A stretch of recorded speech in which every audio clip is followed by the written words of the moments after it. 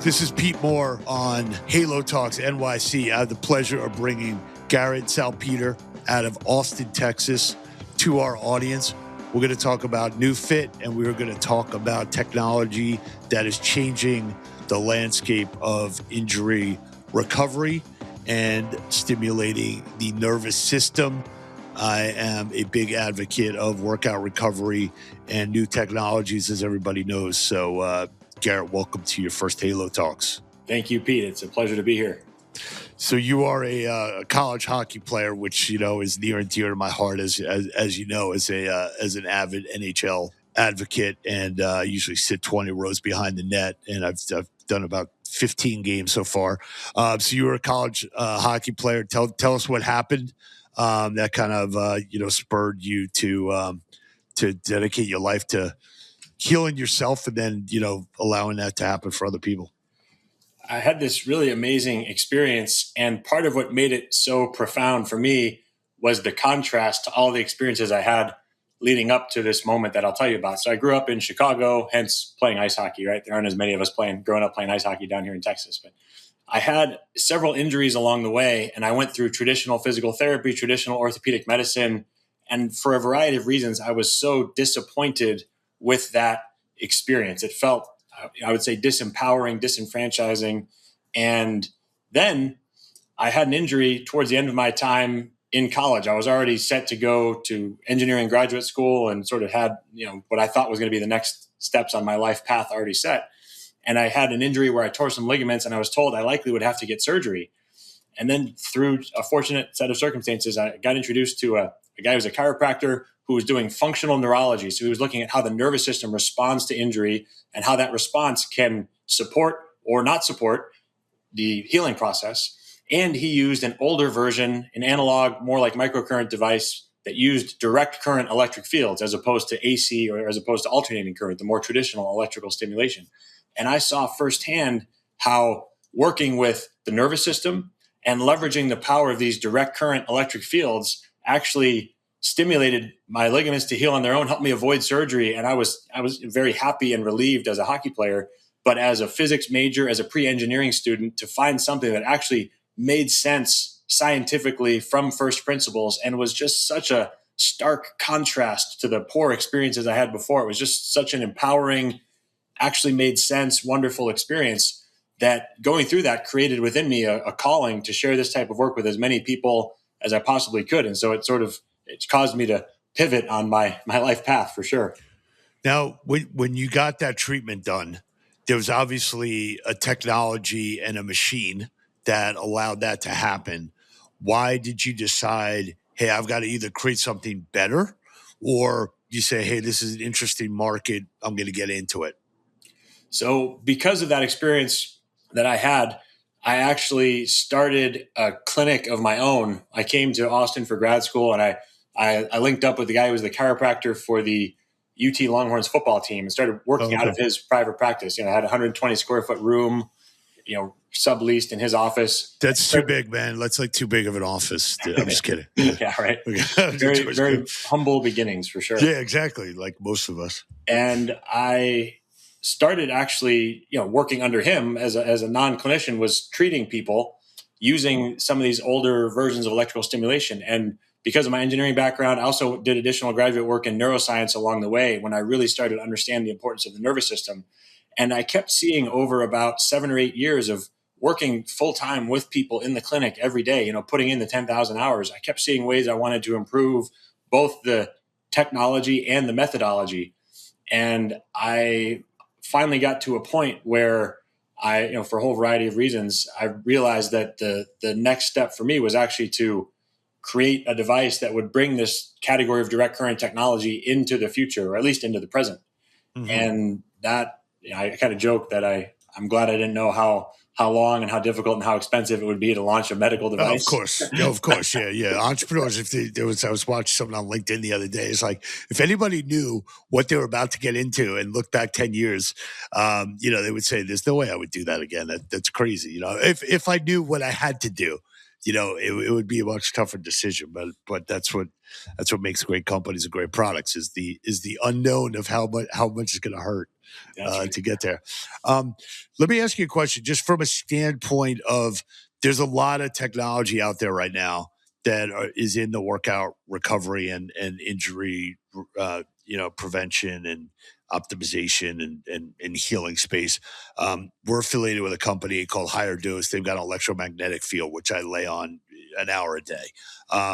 There's also companies that are doing red light therapy. They're doing different kind of intensities of the light therapy. Then you've got companies that a company called Light Stem. Then you've got other devices. So when you talk about light and you talk about electrical and you talk about the different spectrums of both of those, could you kind of give us a little bit of a tutorial on what is going on with the body and how the body is kind of responding to light and to electrical? Maybe just like if you could give us just a little bit of a snippet on how those things operate differently. Yes, and it's a great question because whether it's electrical energy, or magnetic field, or light, or sound, ultrasound, or shockwave, they're all similar in the sense that they're all ways of introducing external energy into the body, and that energy is either going to pass through, or it's going to be reflected, or it's going to be absorbed, depending on the tissues and depending on the amount of energy and the type of energy and all that. So there's a lot of overlap in terms of these different types. When you have light energy coming in, like red light, for example, that is going to be absorbed, certainly at various places in the mitochondria. Like there's good research on, I think it's cytochrome C, one of these mechanisms in the mitochondria that can help increase the rate of ATP production. And it helps with, various processes in the body, in part because it increases energy production. And then when you have, like you talked about the Higher Dose, which it's a PEMF mat, correct? Correct. So what that's doing is that's emitting a magnetic field. What our device, for example, or electrical stimulation in general is doing is emitting an electric field. And there's actually a lot of overlap because whenever you have, this is just sort of physics 101 or maybe 102, whenever you have an electric field, there's always a magnetic field that's 90 degrees perpendicular to that. And whenever you have a magnetic field, same thing is true. You have an electric field 90 degrees perpendicular to that. So when you introduce a PEMF, which is a magnetic field, when you introduce a magnetic field into the body, you're causing electrical charges to move just the same as if you introduce an electric field into the body, you're causing electric charges to move. So the net effect is that any charged particles in the body, any ions or the sodium and potassium pumps inside neurons or calcium channels or electrically charged inflammatory cells in the body, whatever it might be, they're going to move or activate under the influence of these external fields. So when we introduce the pulsed direct current signal of the newbie, what it's doing is it's sending these electrical impulses. And what they do is they essentially activate anything electrically sensitive in their path. And so what you'll do is you'll activate a lot of the same nerve sensors as if you're actually moving or loading your muscles, or as if you were touching or vibrating or introducing that to your skin. There's an initial, it's like if you have a row of dominoes, right? There's a first domino, and then after that, they all fall down. So the first domino in a sensory input might be a touch sensation on my forearm, or it might be an electrical signal that stimulates the same sensor as if touch was happening, and it's going to trigger the same pathway. So the brain's going to get that signal, and in some way, it's going to, because that pathway is getting stimulated, it's going to interpret that as if touch is happening, even though it's really this artificial external electric signal. So you can mimic those when it's at a high enough threshold to cause sensation. When you're on this lower level signal, like if you're using our device at more of a microcurrent setting where you turn it up so low you don't even feel it yet, or if you're using the PEMF, that lower dose that you don't really feel it at, I know it's called Higher Dose, but the product. Yeah. But if you're using it at a lower amplitude where you don't actually feel it, you're not causing those sensors in the body to activate, but you are getting lower level introduction of energy. So you can be creating electric fields that do cause movement of charges within the body. it can also have, the biggest effect is typically increase in blood flow and vasodilation. So you're gonna help, if you have it on you're laying on it, it's on your legs, you're trying to help your legs recover, it's going to help increase blood flow to your muscles there, and certainly can aid with recovery. So there's a lot of overlap. The biggest difference in this example, in terms of how we most commonly apply ours and how you use a mat like that, is typically the dose, and they're very complementary. You could do a rehab session on ours in the clinic during the day and go home and recover and sleep on, or use at other times a higher dose mat later in the day. When you take a look at the Newbie device and you're actually stimulating areas that you're seeking recovery, to continue on with your explanation scientifically, how is it actually creating the healing process? Or what is the stimulation? Then what's the result of that stimulation? What we're best known for is the Newbie device for neurobioelectric, and probably in applications for that, I think we're best known for the mapping process, where we take one of these electrodes and scan around. So if you're just listening, you can't see, but if you're watching, of course, you can see me dragging this electrode around on my upper body here. Mm-hmm. So we drag this around and map the body. And what we're doing is we're sending those same electrical impulses that we talked about that are mimicking or duplicating the same sensory signals that happen when you actually contract or stretch or activate or load or challenge those tissues. And so what we're doing is essentially testing how your body, if you're the patient or client, we're testing how your body responds to load in that area, and then this area, and that muscle segment, and that tissue, and that portion of the connective tissue. And wherever things are working well, you're going to see that input. Your brain, your nervous system are going to see that input, and they're going to say, oh, that's within our current capabilities. There's no problem. That's all fine. Nothing, no cause for concern, nothing threatening. If, however, we stimulate areas that are guarding and protecting, or are weaker, or are not able to handle that load or challenge, you're going to fight against that. And it'll feel like a hot spot, or feel like a trigger point, feel a little bit more intense. So that's how you'll know that we're on a spot. And the interesting thing about that is that all we're doing is loading each area. So what that tells us is you're fighting against load there. So that means if you go to do a movement in real life, when you do a movement pattern that would normally load that muscle or that tissue, you're going to attempt to compensate around it, because your body thinks that it's threatening to load that particular area, that particular tissue, that particular muscle segment, whatever it might be. So that particular area has been wounded to a point where it cannot respond to whatever action is being requested, to break it down. Yeah, for sure. And it could be, wounding as an impact, or it could be, other compensations or bad habits developed over time. But yeah, it's been limited for some reason. Exactly. So your Newbie device, you identify that it's giving you a readout that is showing a numerical deficiency in that area. So the biggest source of feedback is actually you, the individual, the patient or client.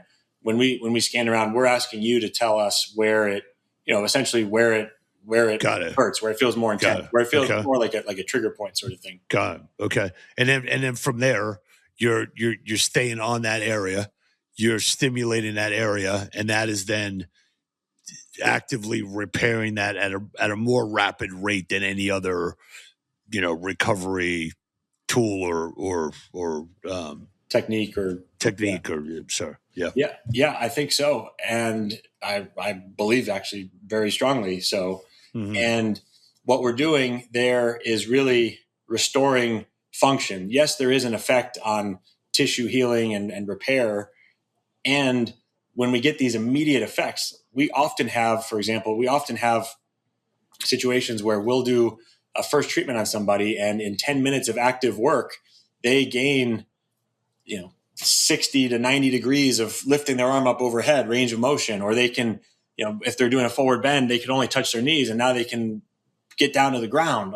We'll have some of these incredible changes. And of course, in 10 minutes, no, disc herniations are going back into place, or torn ligaments are healing and repairing inside of 10 minutes. What's changing is function. So we're accelerating this process of neuromuscular re-education, which is re-educating, retraining, recalibrating how the nervous system works to control the muscles there. And so the idea is, as you were describing, Pete, is continuing to stay on those areas, stimulate those areas that we found, and provide. It's essentially a form of exposure therapy. You're giving that input neurologically so the nervous system and the brain have a chance to learn that, yes, it is safe to actually allow these muscles to come back online, to begin to work again, to begin to accept and handle more load and challenge. And that creates these breakthroughs, because so many times the issue with recovery from injury or these little nagging aches and pains, so many times the issue is not as much the hardware tissue damage as much as the software nervous system response. And so based on how people respond, we can tell whether it's more of that neurological response, or if they don't respond as much, it likely is more of the tissue damage, and we can still help, but it's going to take a little bit longer. So what are some of the most common injuries that you say your technology kind of fast tracks the recovery? Obviously, there's a lot of people playing pickleball and they get, an ACL, or they got a knee issue, or they got an ankle issue. What are some of the areas that you're like, hey, like this is like, I've been doing this for a long time. Here's where like you get the biggest return on time related to the newbie? It's pretty broad, and I don't say that because we're trying to be everything to everybody every time, but I do say that to emphasize the point that the common thread, whether you're talking about acute injury or post-op or chronic pain or neurodegenerative conditions, the common thread in addressing those is the nervous system. And so there is an opportunity to help people in those. So if we have, acute injury or surgery, like there's really wonderful examples of high-level athletes like Saquon Barkley talking about, he graciously recorded a video for us talking about how using the NeuFit method helped him recover after his ACL surgery, because he was stalled at 5 months post-op. He was still stiff, still weak, still limited. And he talks about how after his first session with NeuFit, he was able to feel like he could engage his quad consciously for the first time since before surgery. So it gave him that neurological ability to begin engaging his muscles, and it changed the trajectory of his recovery. And then there's, also in this sort of chronic, longer, lingering dysfunction realm, Joe Rogan talked on his podcast about coming into our clinic. He's also here in Austin. So he talked about coming in and working on this long-standing low back and sciatic pain that he had for several months. And he said he felt like he had tried everything. He had been to several different places, and he came into NeuFit and started making a difference right away. And in a few weeks, he was pain-free, had full mobility, was back at least as good, if not even better than before this. So and then we have all the time here, we're in Austin, we have a lot of high school football, high school volleyball players will come in with sprained ankles, and they'll be hobbling in. And oftentimes in a session, they leave feeling 20 to 50% better, and they can put weight on their leg, and they're not totally healed in one session, but it changes the overall trajectory of them, their outlook, and how the recovery is going to go there. And then, so let's take like a sprained ankle as an example. Somebody comes to you guys and say, okay, how many times a week could they come to you where, it gives the body time to intake the frequency, do the treatment. Do you come back 2 days later? Is it a 3-week progression? Is it 2 weeks? Is it, hey, come here for 1 or 2 times, and then like the rest of your body's kind of going to recover at a pace that's going to recover? It certainly can vary based on the circumstances. Most people are on a more typical 2 to 3 times per week, more standard physical therapy type of cadence. And that is good because, as you said, Pete, that allows people to come in, get that really focused, targeted stimulus, and then they have, call it 48 hours in between to integrate, to recover, to rebuild, repair. Then they can do it again. And they can get these patterns of intentional depletion and then super compensation and really tap into the body's ability to adapt there. And then there's at the extreme ends, there's people who, some of these athletes we described who, a football player gets hurt under the Friday night lights, and they want to get back for next week, but they've been told they're going to be out for 4 weeks. They might come in once or twice a day, every day. And we have several cases where they've been able to get back for the next game and not actually miss any games when they thought they might miss the next 3. So the proof obviously is in the athletes that come in there and get back on the field and can show the results. Do you still have either traditional doctors or surgeons or other groups of people that are kind of trying to protect their traditional treatments as naysayers anymore, or they've become somewhat like collaborators?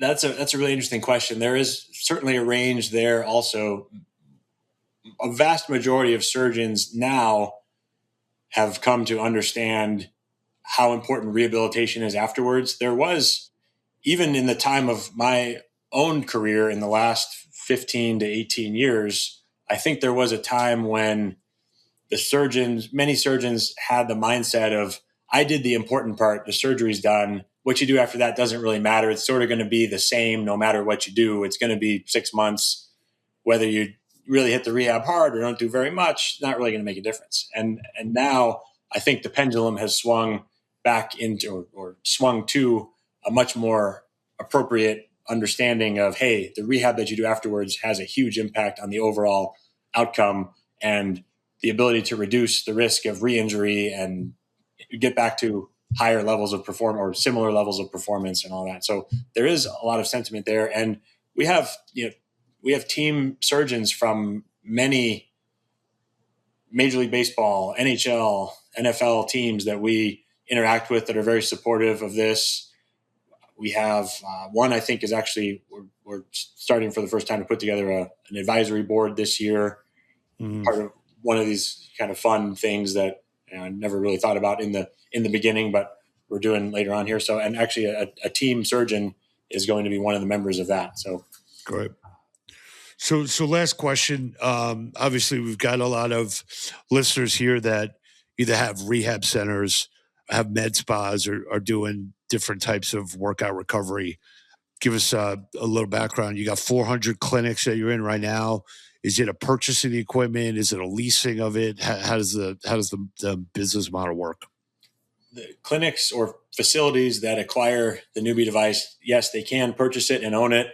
So there's no required ongoing expenses. There's options, for additional education and training beyond what comes with it, but it's the certification comes with it.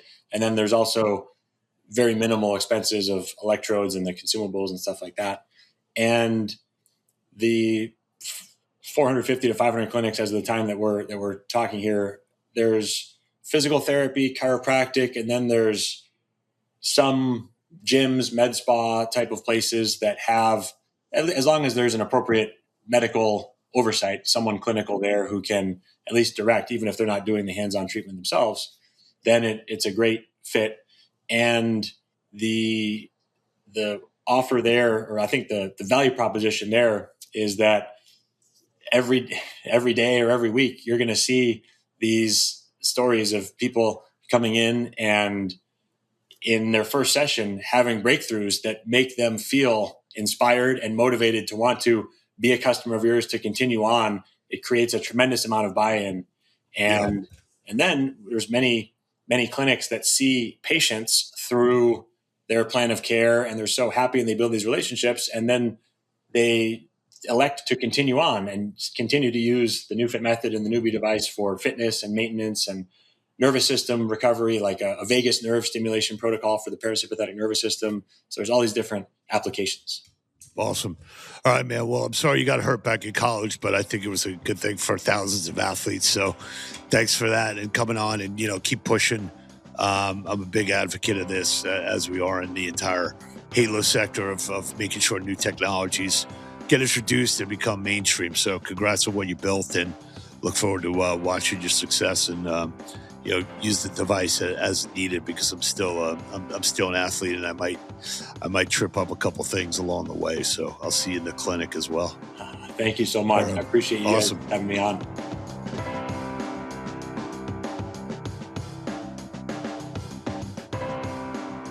This is Pete Moore on Halo Talks, your captain speaking. I am the founder and managing partner at Integrity Square.